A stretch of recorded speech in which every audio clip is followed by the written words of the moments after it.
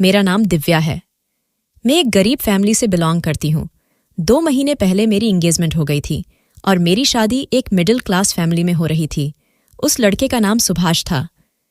मैं अपनी शादी के लिए बहुत ज़्यादा एक्साइटेड थी। हर लड़की को अपनी शादी की बहुत खुशी होती है। वह अपनी शादी के सुहाने सपने सजाने लगती है। यही सारी फीलिंग्स तेरे दिल में भी जाग रही थी और मैं अपनी शादी से बहुत खुश थी। इतनी ज़्यादा खुश थी कि अपनी शादी की खूब सारी शॉपिंग में लगी हुई थी। मेरे माता पिता मेरी शादी धूमधाम से करना चाहते थे और मेरी पूरी फैमिली भी मेरी शादी से बहुत खुश थी। मुझे पार्लर से तैयार होना था, इसलिए मेरी शादी के कपड़े ससुराल से पहले ही आ गए थे। बेड पर मेरी शादी का रेड कलर का लहंगा रखा हुआ था। मैंने अपनी मम्मी से खुश होते हुए कहा, माँ, ये लहंगा कौन लाया है? वो लहंगा बहुत खूबसूरत लग रहा था। वो गोल्डन कलर का लहंगा था। मेरी माँ ने कहा कि बेटी, ये तुम्हारी ससुराल से आया है। माँ ने बताया तो मेरी आंखें खुशी से नाचने लगी थीं। इतने प्यारे कपड़े और इतनी प्यारी चूड़ियां देखकर मैं बहुत ज्यादा खुश हो गई थी। मैंने अपनी माँ से कहा, माँ, कपड़े तो अच्छे हैं, लेकिन चूड़ियां मुझे कुछ पसंद नहीं आई है। चूड़ियां ज्यादा अच्छी नहीं हैं। मेरी माँ कहने लगी, बेटी, भगवान का शुक्र अदा किया करो कि तुम्हें इतनी अच्छी ससुराल मिली है, वरना तो बहुत सी लड़कियों को तो अच्छा सामान भी नहीं मिल पाता है। माँ कहने लगी, तुम्हारे ससुराल के लोग भी बहुत अच्छे हैं। भगवान की कृपा है कि सारे रिश्तेदारों ने मिलकर तुम्हारी शादी के सारे इंतजाम करवा दिए, वरना मैं तो इतनी ज्यादा गरीब औरत हूं कि तुम्हारे लिए कभी कुछ कर ही नहीं पाई थी। मेरी माँ बड़ी हैरानी से यह बात कह रही थी। मेरी माँ ने मेरी शादी का सामान और मेरी शादी के कपड़े सभी बहुत मेहनत से इकट्ठा किया था, वरना तो हमारे घर में खाने की भी लाले पड़े हुए थे। मेरी शादी अच्छे परिवार में हो रही थी, इसलिए मेरी माँ ने जैसे तैसे मेरी शादी अच्छे से अच्छे करने की कोशिश की। मैं भी भगवान जी को थैंक यू बोल रही थी कि मेरी शादी के सारे इंतजाम हो चुके थे, और भगवान का बहुत बहुत शुक्रिया क्योंकि शादी भी एक अच्छे परिवार में हो रही थी। मैं अपनी शादी में सबसे ज्यादा खूबसूरत लग रही थी। मैं पार्लर में तैयार हुई थी और इसलिए मैंने पैसे भी इकट्ठे किए हुए थे, क्योंकि यह मेरी एक चाहत थी, और ये तो हर लड़की की चाहत होती है कि वह अपनी शादी पर सबसे ज्यादा खूबसूरत लगे। फिलहाल मेरी शादी होने का वक्त भी आ गया था। फिलहाल मैं पार्लर से तैयार होकर शादी हॉल में पहुंच चुकी थी और मैं बहुत ज्यादा खूबसूरत लग रही थी। मेरी ससुराल में सिर्फ 3 लोग ही थे, मेरे पति, मेरी सास और मेरा देवर। मेरे ससुर की मौत तो पहले ही हो चुकी थी और मेरे अपने परिवार में भी मेरे पिताजी की मौत हो गई थी। जब मैं 8 साल की थी तब हमारे पिताजी हमें छोड़कर चले गए थे। मेरे पिताजी की दोस्त की बहन ने हमारा यह रिश्ता करवाया था। उन्होंने मुझे मेरे कज़न की बर्थडे पार्टी में देखा था। वहां पर वह मुझे देखने के अगले दिन ही अपने भतीजे के लिए रिश्ता लेकर हमारे घर आ गई थी। सारे लोग ही मेरी ससुराल की बड़ी तारीफ किया करते थे और सबसे ज्यादा तारीफ तो मेरे पति की होती थी। लोग कहते थे कि तुम्हारा होने वाला पति बहुत समझदार और पढ़ा लिखा लड़का है, तुम्हें बहुत खुश रखेगा, तुम हमेशा उसके घर में रानी बनकर रहोगी। वैसे मैं अपने ससुराल के बारे में सोच सोच कर बहुत खुश होती थी, क्योंकि मैं इस गरीबी भरी जिंदगी से बोर हो रही थी। आखिर इस गरीबी भरी जिंदगी में रखा ही क्या था? रिश्तेदार भी तो तब तक के ही होते हैं जब तक हमारे पास पैसा होता है। मेरी माँ ने मुझे अकेले ही पाल पोस कर बड़ा किया था। जब मैं 8 साल की थी तभी मेरे पिताजी की मौत हो गई थी। उस टाइम मैं छोटी थी। मेरी माँ ने मुझे लोगों के घरों में झाड़ू पोछा करके पढ़ाया लिखाया था। मेरे घर में सिर्फ मैं और मेरी माँ ही थे। मेरे पैदा हो जाने के बाद मेरी माँ के कोई औलाद ही नहीं हुई थी, और फिर उसके बाद मेरे पिताजी भी दुनिया से चल बसे थे। मेरे पिता के मरने के बाद मेरी माँ ने दोबारा शादी नहीं की थी, क्योंकि उनको हमेशा मेरी परवरिश की फिक्र लगी रहती थी। मेरी माँ का कहना था कि मैं अपनी बेटी की शादी जल्द से जल्द कर दूंगी, इसलिए मेरे जवान होते ही मेरी माँ ने भी मेरा रिश्ता तलाश करना शुरू कर दिया था। मेरे पिताजी के मरने के बाद मेरी माँ के मायके वालों और उनके ससुराल वालों में से किसी ने भी उनका साथ नहीं दिया था। मेरी माँ ने जो किया था वह खुद अपनी मेहनत की कमाई से शादी किया था। यहाँ तक कि किसी ने मुसीबत के टाइम पर भी कोई मदद भी नहीं की थी। तभी तो मेरी माँ चाहती थी कि वह जल्द से जल्द अपनी बेटी की शादी कर दे, ताकि ऐसा ना हो कि कभी जिंदगी उन्हें भी धोखा दे जाए और उनकी बेटी इस दुनिया में लावारिस रह जाए। मेरी माँ मुझे बहुत प्यार किया करती थी। उन्होंने मेरी खुशी की खातिर बहुत कुछ किया है। हर तरफ से नाउम्मीद होकर हम दोनों माँ बेटी हमेशा एक दूसरे का सहारा बने थे। मैंने सिर्फ हाई स्कूल तक की शिक्षा हासिल की थी, क्योंकि मुझे भी पढ़ाई में कोई ज़्यादा इंटरेस्ट नहीं था। अगर मुझे पढ़ाई में इंटरेस्ट होता तो मेरी माँ और भी ज़्यादा मेहनत करके मुझे और पढ़ा सकती थी, लेकिन मैंने ही अपनी माँ से आगे पढ़ने के लिए मना कर दिया था। और फिर मेरी माँ की तबीयत थी, किसी न किसी दिन बहुत खराब हो जाती थी। हाय स्कूल करने के बाद ही मैंने पढ़ाई को टाटा बाय बाय कह दिया था और फिर घर चलाने के लिए माँ की हेल्प करने लगी थी। मुझे सिलाई बहुत अच्छी आती थी, इसलिए मैंने लोगों के कपड़े सिलना शुरू कर दिया और इसी तरह मैं भी पैसे कमाने लगी थी। मैं कपड़े सीने में बहुत ज़्यादा परफेक्ट थी, इसलिए कम टाइम में ही बहुत जल्दी मेरे पास ज़्यादा कपड़े सिलने आने लगे थे और मेरे पास काफ़ी सारी रकम भी जमा होने लगी थी और ज़्यादा से ज़्यादा लोग मेरे पास कपड़े सिलाई करवाने के लिए लाते थे और इसी तरह से मेरी गुजर बसर अच्छे तरीके से होने लगी थी। इसी रूटीन के साथ जिंदगी गुजारते हुए मुझे लगभग 1 साल हो गया था। अब मैं 24 साल की हो गई थी और मेरी माँ जल्द से जल्द अपनी बेटी को विदा कर देना चाहती थी। रिश्ते तो मेरे बहुत आते थे, लेकिन मेरी माँ मेरे लिए एक अच्छा रिश्ता और अच्छा परिवार ढूंढ रही थी। मेरी माँ का कहना था कि वह मेरी शादी किसी अच्छे और पढ़े लिखे परिवार में करना चाहती है और मेरी शादी जो अब अच्छे परिवार में हो रही थी वह सब मेरी माँ की प्रार्थनाओं और कोशिशों का ही नतीजा था। और फिर बैठे बिठाए ही हमें अच्छा रिश्ता मिल गया था और लड़के वाले मुझे पहली नज़र में ही पसंद कर गए थे। हमारी शादी की डेट भी फिक्स हो गई थी। मेरी माँ को मेरे दहेज की भी ज़्यादा फिक्र नहीं थी, क्योंकि मेरे ससुराल वालों ने दहेज लेने से मना कर दिया था, लेकिन फिर भी मेरी माँ के पास जो थोड़ा बहुत जुड़ा हुआ सामान रखा हुआ था वही मुझे दे दिया था। इस बात पर तो हम लोग सबसे ज़्यादा बेफिक्र और खुश थे। दिन जल्दी जल्दी गुजर गए थे और शादी का दिन भी करीब आ गया था, जबकि हमारे रिश्तेदार तो कभी हमारे बुरे दिनों में क्या कभी हमारे अच्छे दिनों में हमारा हौसला तक बढ़ाने नहीं आए थे। इसीलिए मेरी माँ ने किसी रिश्तेदार को मेरी शादी पर नहीं बुलाया था और सिर्फ आस पड़ोस के लोगों को ही मेरी शादी में बुला लिया था। मेरे ससुराल वालों ने हमारी गरीबी देखते हुए मेरी माँ से हर बड़े खर्च को मना कर दिया था, लेकिन फिर भी मेरी माँ से जितनी कोशिश हो सकी मेरी शादी को अच्छा और धूमधाम से करने की कोशिश की थी। वो लोग टाइम से बारात लेकर शादी हॉल पहुंच चुके थे और फिर सबके आशीर्वाद से मेरी शादी भी हो गई थी। मैंने अपने होने वाले पति को सिर्फ एक बार फोटो में ही देखा था। वह बहुत स्मार्ट है, पढ़ा लिखा लड़का था। मैं भी बहुत खूबसूरत थी और मुझे पता था कि मेरा पति भी मुझे पहली नज़र में देखते ही पसंद कर लेगा। शादी की सारी रात में पूरी हो जाने के बाद सारे मेहमानों ने खाना खा लिया और फिर उसके बाद विदाई की रस्म की गई। मैं रोते हुए अपनी माँ से मिलकर ससुराल में खुश रहने की यह बहुत सारे आशीर्वाद लेकर और अपनी माँ को तसल्ली देकर अपने ससुराले बालों के साथ अपनी ससुराल विदा होकर आ गई थी। घर पहुंचते ही सबसे पहले मुझे मेरी सास के कमरे में बैठा दिया गया। फिर 2-3 रस्में की गई। कुछ रस्में के बारे में तो मैं जानती भी नहीं थी और कुछ के बारे में जानती थी। मैं काफ़ी थक चुकी थी, लेकिन फिर भी खुशी खुशी सब लोगों के बीच बैठी हुई थी और सारी रस्मों को भी अच्छी तरीके से निभा रही थी, क्योंकि मैं पहले दिन की ही दुल्हन थी और पहले ही दिन में अपने ससुराल वालों के खिलाफ जाकर उन सब का दिल उदास नहीं करना चाहती थी। तभी चुपचाप बैठी सारी रस्मों को अच्छी तरह से निभा रही थी। जैसे जैसे वह लोग कह रहे थे वैसा ही कर रही थी। इसके बाद मेरी सास मुझे कमरे में लेकर चली गई थी, जो कि मेरे पति का था, और अब मुझे भी इस कमरे में ही रहना था। कमरे में चारों तरफ फूलों की सेज लगी हुई थी और डेकोरेशन बहुत अच्छी की हुई थी। मैं बहुत थक चुकी थी। मेरी सास ने मुझे बेड पर बैठने के लिए बोल दिया था और मेरे लहंगे को चारों तरफ से फैला दिया गया था। मैं बिल्कुल एक हीरोइन की जैसी लग रही थी और मेरे दिल में एक अजीब सी घबराहट जाग रही थी और अपने पति के आने का इंतजार कर रही थी। इंतजार धीरे धीरे लंबा नहीं होता चला जा रहा था, क्योंकि मुझे बेड पर बैठे हुए 1 घंटा हो गया था और मेरा पति था कि कमरे में आने का नाम ही नहीं ले रहा था। मुझे एक बात पर बड़ी हैरत हो रही थी कि जब से मेरी शादी हुई थी मैंने अपने पति को थोड़ा सा भी बोलते हुए या मुझसे बात करते हुए नहीं देखा था। यहाँ तक कि मैंने अपने पति की अभी तक आवाज़ भी नहीं सुनी थी। इसी तरह ही बैठे बैठे लगभग मुझे 2-3 घंटे गुजर गए थे और मेरी आंख लग गई थी और फिर मैं थोड़ी देर के लिए सो गई थी। अचानक जब मेरी आंख खुली तो तब भी मेरा पति कमरे में मौजूद नहीं था और मैं आंखें बंद करके कुछ सोचने लगी थी। न जाने कितनी देर हो गई थी कि अचानक दरवाजे आहट की आवाज़ से मैंने अपनी आंखें खोल दी। मैंने कमरे में चारों तरफ देखा तो कमरे में मुझे कोई नजर नहीं आया, जिस पर मुझे बड़ी हैरत हो रही थी।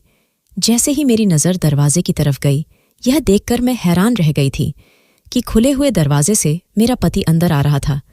लेकिन हैरत की एक वजह यह भी थी कि कमरे के अंदर मेरे पति के साथ साथ एक लड़की भी आई थी जो बिल्कुल पागल सी लग रही थी, और उसकी हरकतें भी बिल्कुल पागलों वाली ही थीं।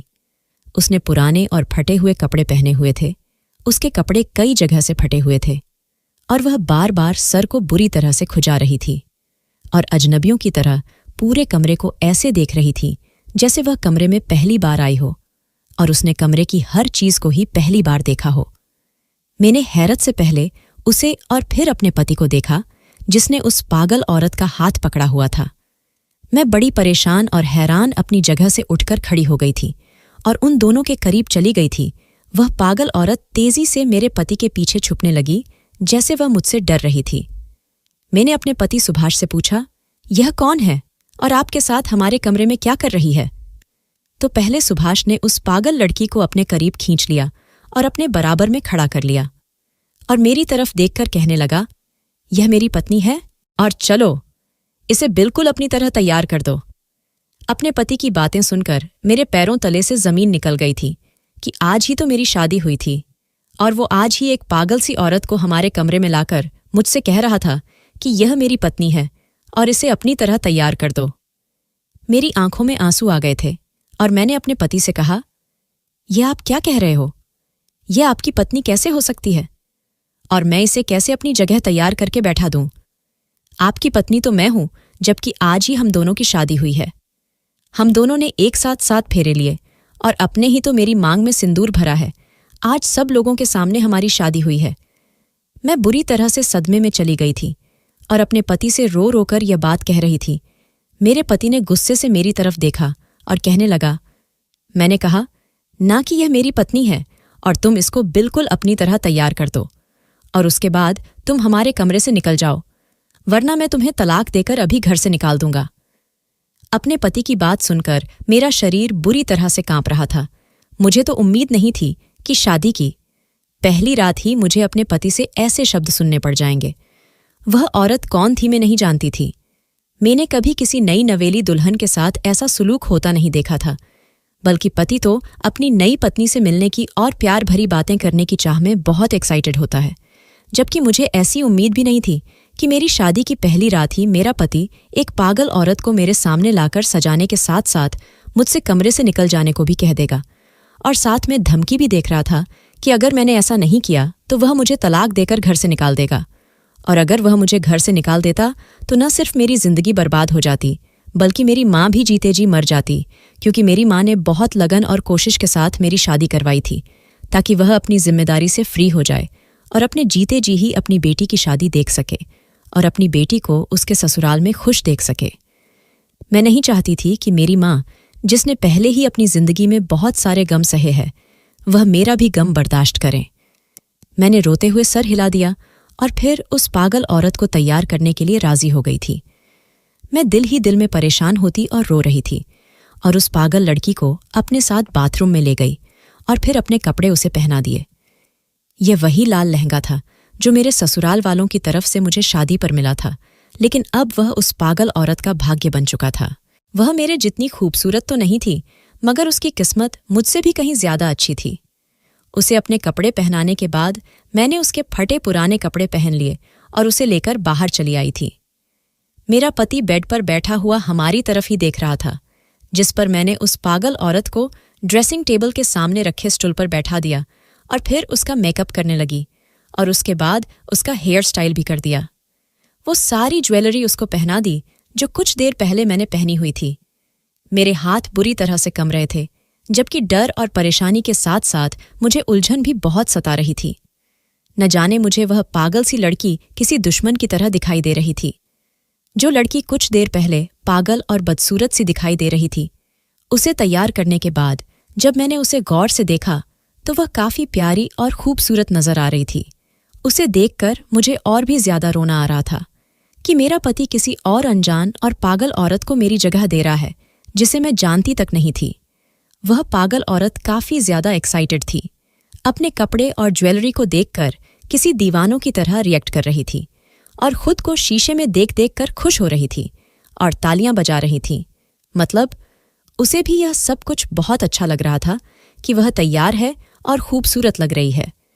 मैंने तैयार करके उसे गौर से देखने के बाद अपने पति की तरफ देखा तो वो सर हिलाकर बेड से उठकर उसके करीब आया और उसको गौर से देखने लगा। उसके बाद मेरी तरफ देखकर मुझे वहां से निकल जाने को इशारा करने लगा। मैं उस पागल लड़की का दुपट्टा सर से ओढ़ती हुई बाहर आ गई थी। मैंने अपना मेकअप भी उतार दिया था और मेरा चेहरा साफ हो गया था और शरीर पर उस पागल लड़की के फटे पुराने कपड़े थे। अगर कोई भी मुझे देखा तो यकीन नहीं करता कि कुछ देर पहले जो दुल्हन इस घर में आई थी वह मैं ही थी। उस टाइम तो मैं वह पागल औरत लग रही थी जिसको मेरा पति लेकर आया था। इस वक्त तो मैं ही पागल लग रही थी कि घर मेरे लिए भी अनजान था। मैं यहां पहली बार आई थी। तभी मैं कमरे से निकलकर दरवाजे के बाहर ही बैठ गई थी कि मुझे नहीं पता था कि मैं रात के इस टाइम कहाँ जाऊं, और अगर किसी के कमरे में जाती तो वह मुझसे पूछता कि मैं इस हाल में अपने कमरे से बाहर क्या कर रही हूं। डाइवोर्स के डर ने मुझे रोक रखा था। तभी मैं चुपचाप अपने पति के कमरे के बाहर आकर बैठ गई थी और मैंने अपने चेहरे को दुपट्टे से अच्छी तरह से ढक लिया था। मुझे परेशानी की वजह से नींद भी नहीं आ रही थी। यही वजह थी कि मैं अब तक जाग रही थी। अभी मैं वहीं बैठी हुई थी जब अचानक मुझे किसी के आने की आवाज़ सुनाई दी तो मैं चौंक कर इस तरफ देखने लगी तो सामने से ही मेरा देवर आ रहा था। उसने मुझे दरवाजे के बाहर बैठा हुआ देखा तो वह चौंक गया और फिर कुछ ही देर बाद वो मुझे बिना कुछ कहे बगैर ही मुझे पकड़कर अपने साथ ले जाने लगा। मेरा चेहरा छुपा होने की वजह से वह मुझे देखा नहीं पाया था। मैंने उसके आगे हाथ जोड़ने शुरू कर दिए तो वह मुझे घसीटता हुआ कमरे में ले जाने लगा, जिस पर मैं चुपचाप उसके साथ चलने लगी कि अगर मैं मुंह खोलती तो मेरी इसमें भी मेरी ही बेइज्जती होती। कि शादी की पहली रात ही मेरे पति ने मुझे कमरे से बाहर निकाल दिया था। वह शायद मुझे ही वो पागल औरत समझ रहा था और मुझे लग रहा था कि वह उनकी कुछ ना कुछ तो लगती थी, मगर क्या लगती थी? यह सवाल मेरे दिमाग घूम रहा था। मेरा देवर मुझे एक कमरे में लेकर पहुंचा जहां अंधेरा छाया हुआ था। शायद यह घर का स्टोर रूम था। उसने आगे बढ़कर लाइट ऑन की। मैं अब तक तो रिलैक्स थी, लेकिन मेरे होश तब उड़े जब उसने मुझे रस्सी से बांधने के बाद अचानक मेरे सामने बासी रोटी और ठंडी सब्जी रखी थी, जिसके साथ कुछ दवाइयां भी रखी हुई थीं। मतलब वह यह खाना खिलाने के बाद मुझे दवाइयां भी खिलाने वाला था, जो शायद उस पागल औरत की थी। और मैं ये दवाइयां हरगिज नहीं खा सकती थी, क्योंकि मैं पागल नहीं थी। मेरा एक पैर रस्सी से बंधा हुआ था, जबकि दोनों हाथ खुले हुए थे। उसने कहा कि खाना खाओ, मगर मैंने अपना सर तेजी से ना में हिला दिया कि मुझे नहीं खाना। जैसे ही मेरा सर ना में हिला तो मेरे सर से दुपट्टा उतर गया, जिसकी वजह से मेरा चेहरा उसके सामने आ गया। मेरे देवर ने जैसे ही मेरे चेहरे की तरफ देखा तो वो बुरी तरह से हैरान हो गया था और वह आंखें फाड़ कर मुझे देख रहा था और यकीन करने की कोशिश कर रहा था। उसने मुझसे पूछा, आप यहां पर क्या कर रही हो? उसने कड़क आवाज में बहुत हैरानी से मुझसे पूछा, जैसे उसे अभी अभी यकीन आया हो कि यहां वह पागल औरत नहीं है, बल्कि मैं हूं जो आज ही उसकी भाभी बनी है। उसके सवाल पर मुझे रोना आने लगा था। उसने आगे बढ़कर मेरी रस्सियां खोल दी और मुझे आजाद कर दिया, जिस पर मैंने दुपट्टे को ठीक से ओढ़ लिया। मुझे तो बड़ी बेइज्जती का सामना करना पड़ रहा था और मेरा दिल खून के आंसू रो रहा था।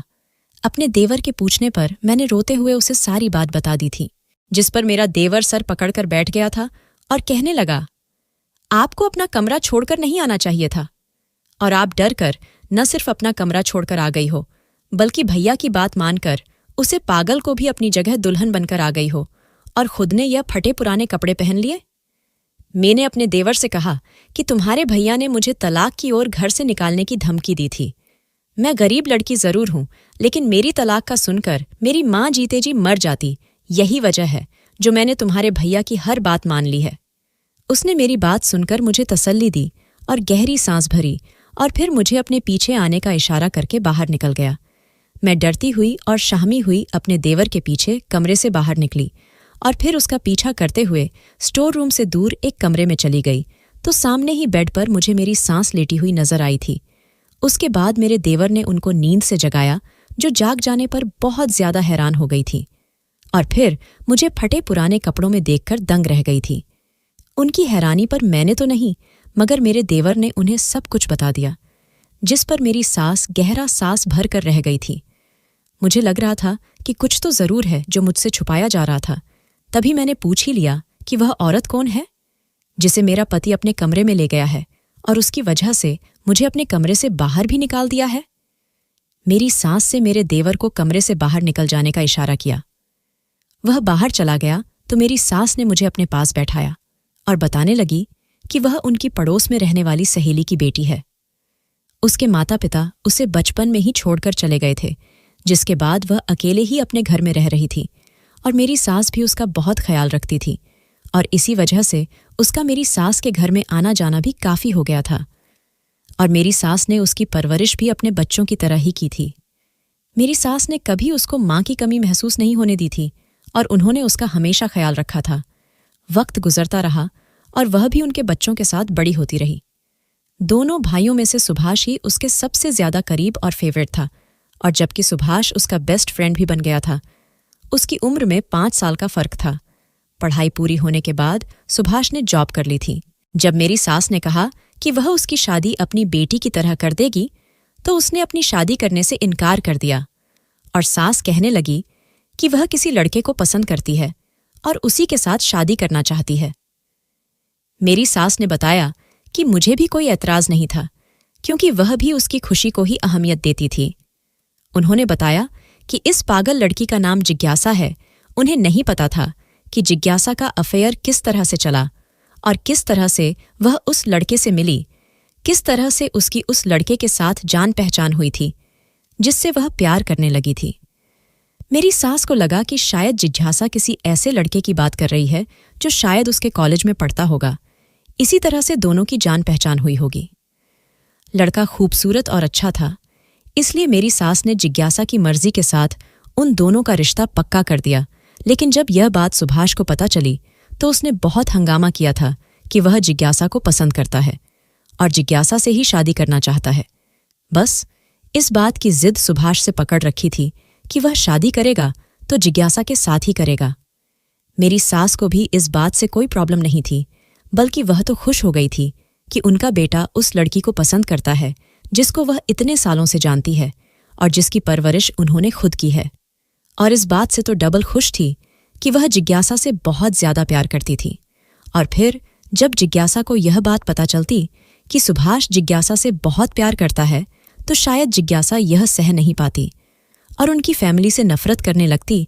उन्होंने जिज्ञासा को इस बारे में कुछ नहीं बताया और सुभाष को यह कहकर खामोश करवा दिया कि जिज्ञासा शादी के लिए तैयार नहीं हो रही है और ना ही वह सुभाष से शादी करना चाहती है।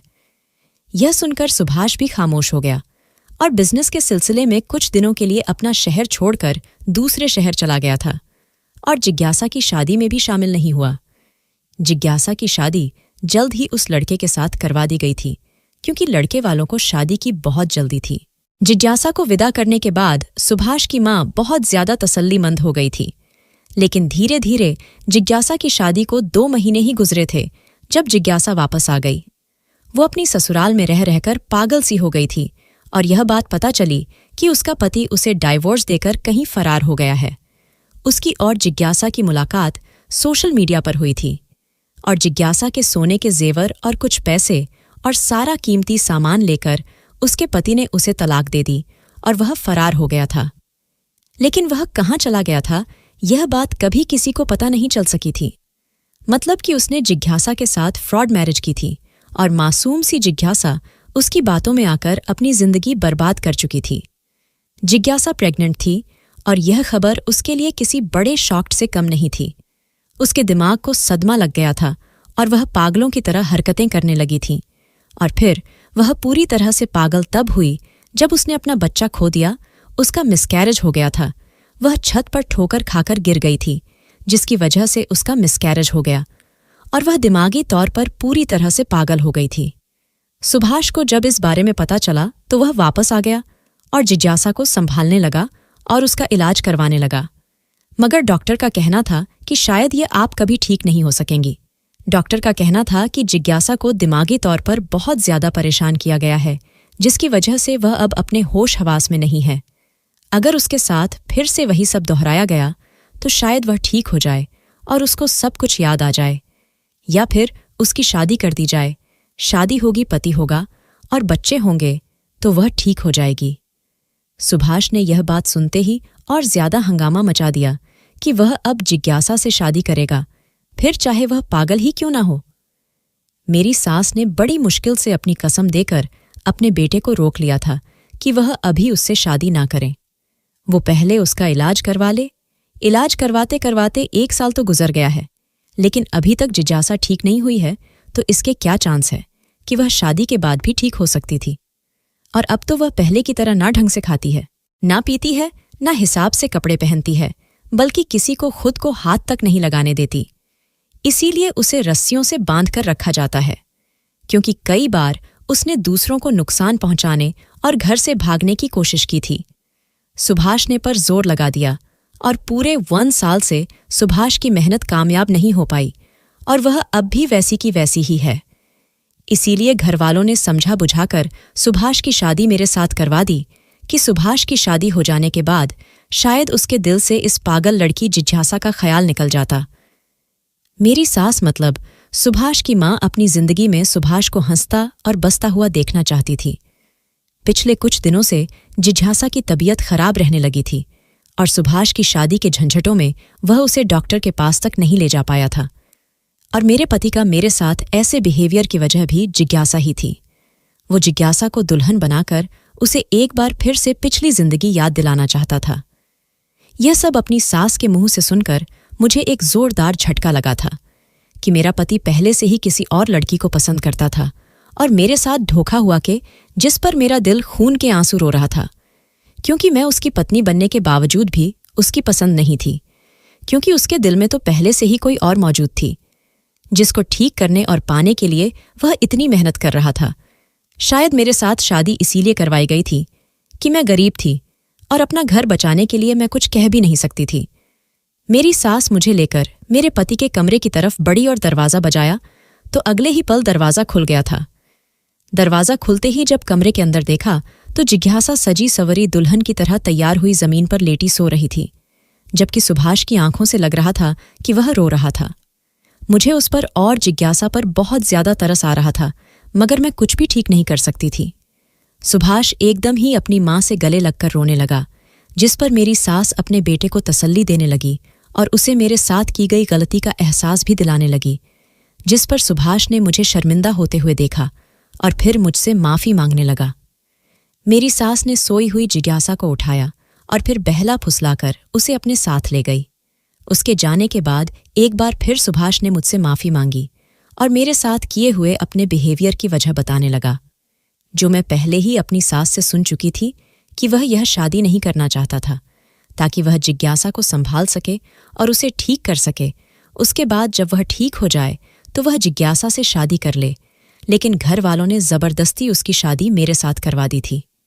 मैंने सुभाष को तसल्ली दी और यकीन दिलाया कि मैं उसके साथ हूं, जिस पर वह काफी देर तक अपना गम मुझसे बांटता रहा था। मुझे यकीन था कि मैं जल्द ही उसके दिल में अपनी जगह बना लूंगी। वैसे भी जो हो गया था उसे बदला नहीं जा सकता था, और ना ही मैं यह सब अपनी मां को या किसी और को इस बारे में नहीं बताने वाली थी। जिज्ञासा एक मासूम सी पागल औरत थी जिससे मुझे कोई खतरा नहीं था। शादी के बाद सभी मेहमान अपने अपने घरों को चले गए थे। मैं जिज्ञासा का सगी बहन की तरह ख्याल रख रही थी। उसका खाना पीना, उसके कपड़े सब में ही देखने लगी थी और कोशिश करती थी कि उसके साथ अपना बिहेवियर दोस्त की तरह रखूं। यह सब देखकर घर के बाकी लोगों के साथ सुभाष भी खुश रहने लगा था और सुभाष के दिल में मेरे लिए जगह भी बनने लगी थी, जिसका इजहार वह मुझे अपने प्यार भरी बातों और मेरे ख्याल रखने से करता रहता था। जिज्ञासा मुझसे काफी हद तक इम्प्रेस हो चुकी थी, लेकिन वह अभी तक ठीक नहीं हो पा रही थी। उसकी दवाइयां भी चेंज करके देखा था, लेकिन नतीजा कुछ नहीं निकल पा रहा था। अब तो घर के बाकी लोग भी उसकी हालत को देखकर अफसोस में पड़ जाते थे, लेकिन सुभाष चाहता था कि वह ठीक हो जाए, इसीलिए मैं दिल जान से उसका ख्याल रख रही थी, बिना किसी जलन और बिना किसी गुस्से से। इसका चेकअप करवाने के लिए मैं और सुभाष ही अस्पताल लेकर उसे जाते थे। जिज्ञासा, जो पहले ऊंट पटांग हरकतें करती रहती थी, अब हमेशा खामोश खामोश सी रहने लगी थी और वह अपने कमरे में बेड पर ही लेटी रहती थी और हिलती रहती थी, उठकर बैठती भी नहीं थी। डॉक्टर उसे ठीक करने की अच्छी तरह से कोशिश कर रहे थे, लेकिन उसके बावजूद भी उसकी हालत दिन ब दिन बिगड़ती चली जा रही थी। वह कमज़ोर तो पहले से ही थी, लेकिन दिन ब दिन उसकी शरीर हड्डियां का ढांचा बनती जा रही थी, जिस पर मैंने राय दी कि उसकी पूरी तरह से चेकअप करवाया जाए, और इसी तरह से सुभाष ने उसका शहर के सबसे बेस्ट डॉक्टर से चेकअप करवाया। लेकिन जो बात हमारे सामने आई थी उसने हमारे दिमाग को हिलाकर रख दिया था। जिज्ञासा को धीरे धीरे कैंसर होने लगा था, और इस बात का हमें पता नहीं चल पाया था, जो कि काफी हद तक अब बढ़ भी गया था। डॉक्टर ने बताया कि सिर्फ कुछ दिनों तक ही अब जिंदा रह सकेगी, जिस पर हम सब बहुत ज्यादा परेशान हो गए थे और हमें दुख होने लगा था। हम जिज्ञासा का पहले से भी ज्यादा ख्याल रखने लगे थे और उसके कैंसर का इलाज पूरी तरह से शुरू करवा दिया था। मुझे जिज्ञासा बहनों की तरह प्यारी हो गई थी और मैं नहीं चाहती थी कि उसे कुछ हो जाए, लेकिन होनी को कोई नहीं टाल सकता। मेरी शादी को 6 महीने गुजर चुके थे। उसके बाद जिज्ञासा की मौत हो गई और वह सबको दुखी छोड़कर इस दुनिया से जा चुकी थी। उसकी मौत का हम यकीन नहीं कर पाते थे। ऐसा लगता था कि अभी भी वह इस घर में जिंदा है और कहीं से भी आ जाएगी, लेकिन हकीकत यही है कि वह हम सबको छोड़कर जा चुकी थी और हर फिक्र से आज़ाद होकर मर चुकी थी। लेकिन धीरे धीरे मरने वालों पर सब्र आ ही जाता है। हमें भी धीरे धीरे जिज्ञासा की मौत पर सब्र आ गया था, लेकिन कभी कभी मुझे उस लड़के पर बहुत गुस्सा आता था जिसने जिज्ञासा को धोखा दिया था और जिसकी मोहब्बत और धोखे की वजह से जिज्ञासा पागल हो गई थी। वह इंसान इस दुनिया में जहां कहीं भी होगा, वह कभी खुश नहीं रह पाएगा, क्योंकि जिज्ञासा की ऐसी हालत का जिम्मेदार सिर्फ वही था जिसने उसको धोखा दिया था। ऐसे लोग जो दूसरों को धोखा दे, वह कभी अपनी जिंदगी में खुश नहीं रह सकते। उनको भी इस दुनिया में जीती थी किसी न किसी से धोखा जरूर मिलता है। अगर वह इंसान जिज्ञासा की और उसकी मोहब्बत की कदर कर लेता और पैसों और जेवर के लालच ना करता, तो आज जिज्ञासा अपने बच्चे के साथ खुशी खुशी जिंदगी गुजार रही होती। लेकिन हमेशा वही नहीं होता जो इंसान सोचता है, बल्कि वही होता है जो भाग्य में लिख दिया गया है। और जिज्ञासा के साथ भी वही हुआ था जो उसके भाग्य में लिख दिया गया था, जिसका दुख सारी जिंदगी कभी खत्म नहीं होगा। अब जिज्ञासा तो इस दुनिया से जा चुकी थी। अब सुभाष की जिंदगी में सिर्फ मैं ही बची थी। धीरे धीरे सुभाष के दिल से जिज्ञासा की मोहब्बत तो निकल गई थी, लेकिन आज भी वह उसकी याद करते हैं, क्योंकि वह उनकी पहली मोहब्बत थी और उन्होंने उससे शादी करने के लिए जी जान से कोशिश कर ली थी, लेकिन फिर भी वह उनके भाग्य में नहीं थी। सुभाष ने इस बात को एक्सेप्ट कर लिया था कि जिसकी जोड़ी जिसके साथ बना दी गई है, वह उसको ही मिलकर रहेगा। शायद जिज्ञासा और सुभाष का मेल नहीं था। जिज्ञासा के मरने के 2 महीने बाद ही सुभाष ने मेरे साथ जिंदगी की शुरुआत कर दी थी और उन्होंने मुझे अपनी पत्नी मान लिया था। और कुछ महीनों बाद ही पता चला कि मैं प्रेग्नेंट हूँ। हमारी जिंदगी बहुत हंसी खुशी गुजर रही थी और उसके बाद मैंने एक बेटी को जन्म दिया। सुभाष ने मेरी बेटी का नाम भी जिज्ञासा ही रखा था, जिसे देखकर मेरे पति दिन रात खुश होते रहते हैं और मैं अब अपने परिवार में बहुत खुश हूँ। लेकिन आज भी हमें जिज्ञासा बहुत याद आती है। दोस्तों, वीडियो कैसा लगा? कमेंट करके ज़रूर बताना। वीडियो को लाइक और चैनल सब्सक्राइब कर देना।